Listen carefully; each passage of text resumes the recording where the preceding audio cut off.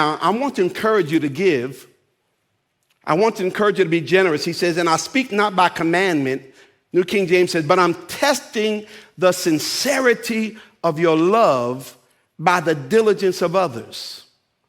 He says your giving will prove how much you really love God. That's what Paul says. Giving proves the sincerity of love. Giving proves the sincerity of love. We see that with Mary Magdalene. Mary Magdalene, she loved Jesus far more than many of Jesus' disciples, which is why they considered it, quote unquote, a waste. It was a waste to pour this expensive ointment upon Jesus. They thought it was a waste. Matthew 26:8. And when his disciples saw it, they were indignant, saying, why this waste? They were saying, Jesus isn't worth all this. I got a question for us. How much is your mother's worth? Is your mother worth for her gift on Mother's Day? That depends on how much you love your mother. How much is your wife worth? How much are your children worth?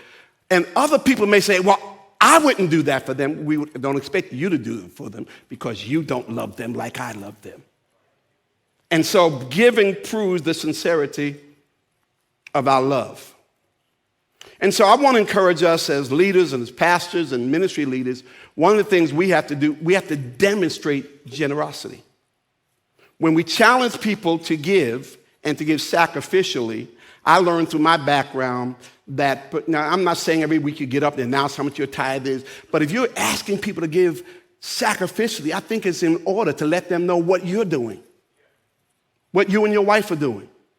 My wife and I, we have been the number one givers in our church probably for the last 15, 20 years. And if any of you want to join my church and beat me, I'll welcome you. Okay, it's not something I'm trying to hold on to necessarily. But I learned that we have to demonstrate generosity. And I have no problem receiving offerings and encouraging people to give and to be generous because we do it.